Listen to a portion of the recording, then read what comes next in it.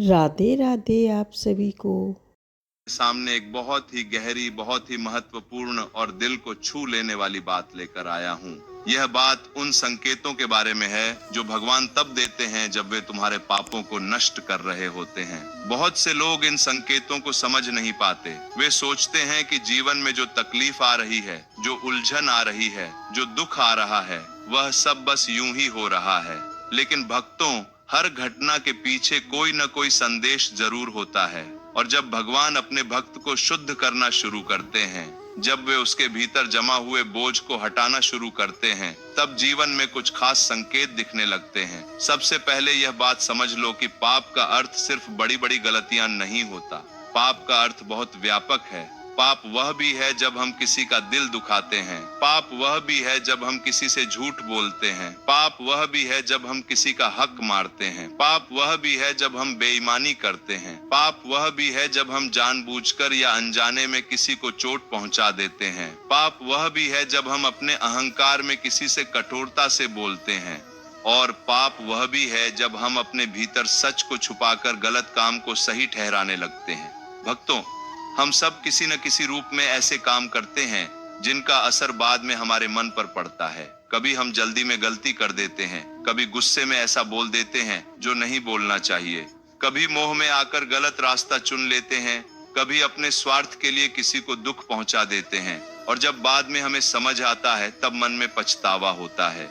यही पछतावा भगवान की करुणा का पहला दरवाजा बन सकता है, क्योंकि जब मन जागता है तब इंसान बदल सकता है, और जब इंसान बदलता है तब भगवान उसकी मदद करते हैं। प्यारे भक्तों, भगवान पापों को नष्ट करने वाले नहीं, बल्कि पाप के बोझ से मुक्त करने वाले हैं। वे दंड देने वाले नहीं, बल्कि सुधारने वाले हैं। वे हमें तोड़ने नहीं, बल्कि शुद्ध करने आते हैं। लेकिन यह शुद्धिकरण हमेशा आसान नहीं होता। कई बार यह प्रक्रिया दर्द के साथ आती है। कई बार इसमें कुछ खोना पड़ता है। कई बार मन को ऐसी चीजों से गुजरना पड़ता है जो असहज लगती हैं। पर यह दर्द उस दवा की तरह होता है जो पहले चुभती है, फिर राहत देती है। जैसे डॉक्टर घाव को ठीक करने से पहले उसे साफ करता है, वैसे ही भगवान भी हमारे भीतर की गंदगी को साफ करते हैं। और सफाई के समय थोड़ा दर्द जरूर होता है, लेकिन वही दर्द आगे चलकर उपचार बन जाता है।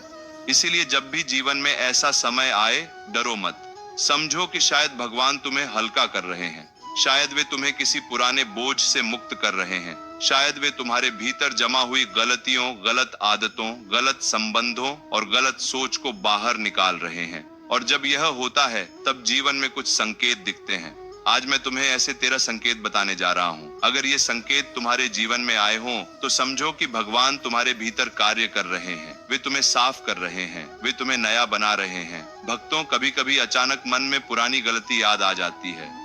कोई पुरानी बात, कोई पुराना व्यवहार, कोई पुरानी चोट, कोई पुरानी बेईमानी, कोई पुराना झूठ, और मन बहुत भारी हो जाता है। बिना किसी बाहरी कारण के भी दिल में पछतावा उठने लगता है। यह साधारण भावना नहीं होती, यह एक गहरा भीतर से उठा हुआ भाव होता है। मन कहता है, यह गलत था, गलत, मैंने ऐसा क्यों किया? और उस समय आंखें भी भर आती हैं, मन भी भारी हो जाता है, और भीतर से कुछ टूटता हुआ महसूस होता है। भक्तों, ये संकेत है कि भगवान तुम्हारे भीतर की गंदगी को ऊपर ला रहे हैं। वे उस गलती को तुम्हारे सामने रख रहे हैं ताकि तुम उसे स्वीकार करो। जब तक इंसान अपनी गलती मानता नहीं, तब तक सुधार शुरू नहीं होता।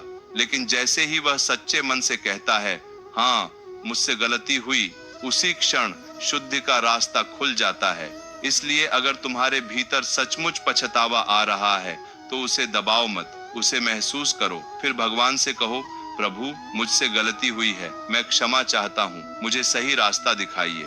यह प्रार्थना बहुत बड़ी शक्ति रखती है। भक्तों, जब भगवान पापों को हटाते हैं, तब कभी कभी वह चीजें भी चली जाती हैं जो गलत तरीके से आई थीं। जो कमाई अन्याय से हुई थी, वह टिकती नहीं। जो संबंध पाप पर आधारित थे, वे कमजोर पड़ने लगते हैं। जो संपत्ति, जो लाभ, जो सुविधा किसी गलत रास्ते से आई थी, वह धीरे धीरे हाथ से निकलने लगती है। तब इंसान सोचता है, यह मेरे साथ ही क्यों हो रहा है, मैं क्यों खो रहा हूँ? लेकिन असल में यह खोना नहीं, सफाई है। जो चीज गलत कारण से आई थी, उसका जाना ही बेहतर है, क्योंकि गलत तरीके से आया हुआ लाभ हमेशा बोझ बनता है। वह मन को अशांत करता है, वह आत्मा को भारी करता है। भगवान जब उस बोझ को हटाते हैं तो कभी कभी कुछ चीजें छिनती हुई लगती हैं, लेकिन वास्तव में वे चीजें बोझ बन चुकी थीं। इसलिए जब कुछ जाए तो तुरंत दुख मत करो, थोड़ा ठहरो, सोचो कि क्या वह चीज सही तरीके से आई थी, क्या वह सच में मेरी थी, क्या वह मेरे लिए शुभ थी। जब तुम ईमानदारी से देखोगे तब समझोगे कि भगवान तुम्हें नुकसान नहीं पहुंचा रहे बल्कि बचा रहे हैं। यह संकेत समझने में सबसे कठिन लगता है। जब जीवन में एक साथ कई परेशानी आने लगती है, घर में तनाव, काम में रुकावट, मन में बेचैनी, रिश्तों में कटाव, धन में कमी, शरीर में थकान, तो इंसान घबरा जाता है। उसे लगता है कि सब कुछ बिगड़ गया। लेकिन भक्तों, कभी कभी जब भीतर बहुत ज्यादा बोझ होता है तो भगवान उसे धीरे धीरे नहीं बल्कि एक साथ साफ करते हैं। जैसे कोई भारी गठरी खोल दी जाए, वैसे ही कई उलझने एक साथ सामने आने लगती हैं। ये समय बहुत भारी लग सकता है, लेकिन इसे केवल दुख की नजर से मत देखो। यह एक शुद्धिकरण की प्रक्रिया भी हो सकती है। भगवान कभी अपने भक्त को उसकी सहन शक्ति से ज्यादा नहीं देते। वे जानते हैं कि तुम कितना उठा सकते हो। इसलिए जब कठिनाई आए तो यह मत सोचो कि भगवान ने तुम्हें छोड़ दिया है। उल्टा यह सोचो कि भगवान तुम्हें गढ़ रहे हैं। वे तुम्हारे भीतर की कमजोरियों को मजबूत बना रहे हैं। वे तुम्हें पुराने बोझ से निकालकर नए जीवन की ओर ले जा रहे हैं। ऐसे समय में एक बात बहुत काम आती है। बार बार अपने मन से कहो, प्रभु, जो भी हो रहा है वह तुम्हारी इच्छा से हो रहा है, वह तुम्हारी इच्छा से हो रहा है। तुम देख रहे हो, तुम जानते हो, मुझे केवल सही रास्ता दिखाओ। यह विश्वास मन को बहुत सहारा देता है। भक्तों, जब भगवान किसी के भीतर सफाई शुरू करते हैं तो उसके दिल के दरवाजे खुलने लगते हैं। अचानक उन लोगों की याद आने लगती है जिन्हें कभी तकलीफ दी थी। मन कहने लगता है, काश मैंने ऐसा न किया होता, काश मैं उनसे माफी मांग पाता, काश मैंने उन्हें दुख न दिया होता। यह याद आना कमजोरी नहीं है, यह बहुत बड़ा संकेत है कि तुम्हारा मन जाग रहा है। बहुत लोग अपने अहंकार में गलती कर देते हैं और फिर उसे भूलने की कोशिश करते हैं। लेकिन जब भगवान शुद्ध शुरू करते हैं तब वही यादें वापस आती हैं। वे यादें तुम्हें तोड़ने के लिए नहीं बल्कि सुधारने के लिए आती हैं। अगर तुम किसी से माफी मांग सकते हो तो जरूर मांगो। अगर वह व्यक्ति अब इस दुनिया में नहीं है तो भगवान से कहो, प्रभु, मैंने उस व्यक्ति को दुख दिया, मुझे क्षमा कीजिए, उसकी आत्मा को शांति दीजिए। सच्ची माफी बहुत बड़ी शक्ति होती है। माफी मांगना कमजोरी नहीं है बल्कि यह मन की ऊंचाई है। भक्तों, यह थकान शरीर की नहीं होती, यह मन की भी नहीं होती, यह आत्मा की थकान होती है। इंसान को लगता है कि वह अंदर से बहुत थक गया है। पुरानी आदतें अब बोझ लगने लगती हैं। गलत तरीके से जीना भारी लगने लगता है। पुराना जीवन, पुराने संबंध, पुरानी सोच, पुरानी दौड़, सब उबाऊ और बोझिल लगने लगता है। ऐसा लगता है कि अब बस बहुत हो चुका, अब बदलाव चाहिए। यह थकान बहुत महत्वपूर्ण होती है, क्योंकि यही वह समय है जब मन कहता है, अब पुराने तरीके से नहीं चला जा सकता, और यहीं से नया रास्ता शुरू होता है। कई बार भगवान इसी थकान के माध्यम से इंसान को जगाते हैं। वे कहते हैं, अब रुक जाओ, अब सोचो, अब बदलो। इसीलिए अगर तुम्हें भीतर से थकान महसूस हो रही है तो उसे नजरअंदाज मत करो। यह आलस्य नहीं, यह संकेत भी हो सकता है। यह संकेत कि पुराने जीवन से बाहर निकलने का समय आ गया है। और इस थकान के साथ अक्सर एक स्पष्टता भी आती है। अचानक साफ दिखने लगता है कि कौन सा संबंध गलत है, कौन सी आदत खराब है, कौन सा रास्ता भटका हुआ है और कहाँ रुकना चाहिए। यह स्पष्टता भगवान की देन है। भक्तों, जब भगवान किसी के भीतर की गंदगी हटाते हैं तब वे उसके हृदय में करुणा भरते हैं। अचानक मन किसी जरूरतमंद की ओर खींचने लगता है, किसी भूखे को खाना देने का भाव आता है, किसी दुखी की मदद करने का मन करता है, किसी की बात सुनने, किसी को सहारा देने, किसी की सेवा करने की इच्छा बढ़ जाती है। ये बहुत सुंदर संकेत है। जब सेवा का भाव जगता है तब समझो कि भगवान तुम्हारे भीतर दया का दीपक जला रहे हैं। जो व्यक्ति केवल अपने लिए जीता था उसमें अब दूसरों के लिए स्थान बन रहा है, और यह बदलाव बहुत पवित्र होता है। दान केवल धन देना नहीं होता, समय देना भी दान है। दिल से किसी की बात सुनना भी दान है, किसी को हिम्मत देना भी दान है, किसी के लिए प्रार्थना करना भी दान है। जब तुम सेवा करते हो तो तुम अपने भीतर से पाप के भार को कम करते हो। इसीलिए अगर तुम्हारे भीतर सेवा का भाव बढ़ रहा है तो इसे दबाओ मत, इसे अपनाओ। किसी के काम आओ, किसी के चेहरे पर मुस्कान लाओ, बिना किसी स्वार्थ के किसी की मदद करो। यही कर्म पापों के नाश को तेज करता है। भक्तों, जब भगवान के साथ संबंध मजबूत होने लगता है तब प्रार्थना भी बदल जाती है। पहले शायद नाम जप करते समय मन भटकता था, लेकिन अब अचानक मन एक जगह टिकने लगता है। भजन करते समय आंखें भर आती हैं, पूजा करते समय भीतर शांति उतरती है। भगवान का नाम लेते ही एक अलग ही अनुभूति होती है। यह बहुत बड़ा संकेत है। जब मन में बोझ कम होने लगता है तब भगवान के प्रति खिंचाव बढ़ने लगता है। जैसे धुंध छांटने पर सूरज साफ दिखाई देता है, वैसे ही जब पाप का आवरण हटता है तब भगवान की उपस्थिति ज्यादा महसूस होती है। ये जुड़ाव बहुत सुंदर होता है। ये बताता है कि भगवान तुम्हारे पास आ रहे हैं और तुम भी उनके करीब जा रहे हो। ऐसे समय में प्रार्थना में केवल मांग मत करो, स्वीकार भी करो। अपनी गलतियां भी भगवान के सामने रखो। उनसे कहो, प्रभु मैं बदलना चाहता हूँ, मुझे शक्ति दीजिए, मुझे शुद्ध कीजिए, मुझे सही रास्ता दिखाइए। यह प्रार्थना बहुत प्रभावी होती है। भक्तों, कभी कभी जीवन की दौड़ अचानक थम जाती है। कोई बीमारी, कोई दुर्घटना, कोई बड़ा झटका, कोई संबंध टूटना, कोई काम का रुक जाना, कोई योजना विफल होना, कुछ ऐसा होता है जो हमें रोक देता है। हम बहुत तेजी से भाग रहे थे और अचानक रुक जाते हैं। ये रुकना बहुत तकलीफ देह लग सकता है, लेकिन कई बार यही भगवान का प्रेम पूर्ण संकेत होता है। क्योंकि जब इंसान बिना रुके भागता रहता है तब वह अपने भीतर झांकता ही नहीं, और भगवान चाहते हैं कि इंसान रुके, सोचे, समझे और बदले। इसलिए कई बार वे जीवन में ऐसा ठहराव लाते हैं जो हमें सोचने पर मजबूर कर देता है। वह ठहराव हमें यह दिखाता है कि अब पुरानी गति से आगे नहीं चला जा सकता। अब जीवन को नए ढंग से देखना होगा। अगर तुम्हारे जीवन में रुकावट आई है तो उसके पीछे छिपे संदेश को समझो। ये पूछो, प्रभु आप मुझे क्या दिखाना चाहते हैं? मुझे कहाँ रुकना चाहिए? मुझे किस चीज से सीखना है? सीखना। जब तुम ऐसे सवाल करोगे तब रुकावट भी शिक्षा बन जाएगी। भक्तों, कई बार हम अपने गलत कामों को सही ठहराकर अपने मन में एक झूठी शांति बना लेते हैं। हम कहते हैं सब ठीक है, सब ठीक है, सब लोग ऐसा ही करते हैं, इसमें क्या बुराई है, मैंने कुछ गलत नहीं किया। इस तरह हम अपने अंतर्मन को बहलाते रहते हैं। लेकिन जब भगवान पाप का नाश शुरू करते हैं तब यह झूठी शांति टूटने लगती है। अचानक भीतर बेचैनी उठती है। मन कहता है, नहीं, यह सही नहीं था, मैंने ठीक नहीं किया, मेरे अंदर कुछ गड़बड़ है। ये बेचैनी दुख देती है, लेकिन यही सच का प्रवेश द्वार होती है। क्योंकि जब तक इंसान अपने गलत काम को गलत नहीं मानेगा तब तक बदल नहीं पाएगा। इसलिए अगर तुम्हारी झूठी शांति टूट रही है तो समझो कि भगवान तुम्हें जागृत कर रहे हैं। यह चरण बहुत कष्टदायक हो सकता है, लेकिन यही सुधार की शुरुआत है। इस बेचैनी से भागो मत, इसे महसूस करो, इसे समझो, इसे भगवान के सामने रख दो। भक्तों, जब भगवान किसी के जीवन को शुद्ध करना शुरू करते हैं तो वे उन लोगों और परिस्थितियों को भी दूर कर देते हैं जो उसे गलत रास्ते पर ले जाते थे। जो दोस्त बुरी संगति में डालते थे वे दूर होने लगते हैं। जो रिश्ते पाप की तरफ ले जाते थे वे टूटने लगते हैं। जो माहौल तुम्हें भटका रहा था वह बदलने लगता है। कई बार तुम सोचते हो यह क्यों हुआ, लेकिन असल में यह बचाव है। भगवान तुम्हें बुरी जड़ों से अलग कर रहे हैं, क्योंकि जब जड़ कटती है तभी पौधा बचता है। जब गलत संगति हटती है तभी परिवर्तन का अवसर मिलता है। इसलिए अगर जीवन में कुछ लोग या कुछ परिस्थितियां दूर हो रही हैं तो तुरंत दुखी मत हो। सोचो कि शायद भगवान ने तुम्हें एक बड़े नुकसान से बचा लिया है। जो गया उसके जाने में भी कृपा हो सकती है। कभी कभी सपनों में कोई संदेश मिलता है, कभी किसी पुराने व्यक्ति की बात याद आती है और वह सीधी दिल में उतर जाती है। कभी जागते हुए अचानक ऐसा लगता है कि कोई भीतर से कह रहा है बदल जाओ। कभी किसी जगह, किसी शब्द, किसी घटना से ऐसा महसूस होता है जैसे भगवान तुम्हें कुछ समझा रहे हों।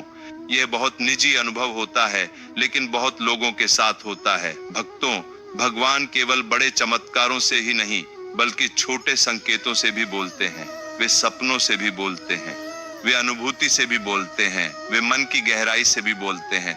जब पाप शुद्ध होने लगते हैं तब यह अंतः साक्षात्कार बढ़ जाता है। इसलिए ऐसी अनुभूतियों को हल्के में मत लो, इन्हें ध्यान से समझो। क्या पता भगवान तुम्हें भीतर से ही सही दिशा दिखा रहे हों। भक्तों, कुछ समय बाद तुम्हारे भीतर एक नई ताकत महसूस होने लगती है। मन कहने लगता है अब बदलना है, अब अच्छा काम करना है, अब गलतियों को सुधारना है। अब नई शुरुआत करनी है। यह ऊर्जा बहुत साफ, बहुत सशक्त और बहुत प्रेरणादायक होती है और यह अचानक आती है। यह ऊर्जा बताती है कि शुद्धि अपने अंतिम चरणों में है। भगवान तुम्हें नया जीवन देने की तैयारी कर रहे हैं। अब तुम सिर्फ पछताने वाले नहीं रह जाते, बल्कि बदलने की तैयारी करने लगते हो। यही असली परिवर्तन है। यदि यह ऊर्जा आए तो इसे व्यर्थ मत जाने दो। उस समय तुरंत कुछ अच्छा करो, किसी से माफी मांगो, किसी की मदद करो, किसी अच्छे काम की शुरुआत करो, कोई गलत आदत छोड़ो। यही वह समय है जब जीवन पलट सकता है। भक्तों, यह सबसे सुंदर संकेत है। जब पापों का बोझ हल्का हो जाता है, जब मन साफ होने लगता है, जब भीतर की गंदगी धुल जाती है, तब एक ऐसी शांति आती है जो पहले कभी नहीं आई होती। ये शांति साधारण नहीं होती, ये मन की हल्की खुशी नहीं होती, ये आत्मा की शांति होती है। इसमें कोई भारीपन नहीं होता, इसमें कोई बेचैनी नहीं होती, इसमें केवल हल्कापन और स्थिरता होती है। तब मन कहता है, हाँ, कुछ बदल गया है, हाँ, बोझ कम हो गया है, हाँ, अब मैं पहले जैसा नहीं हूँ।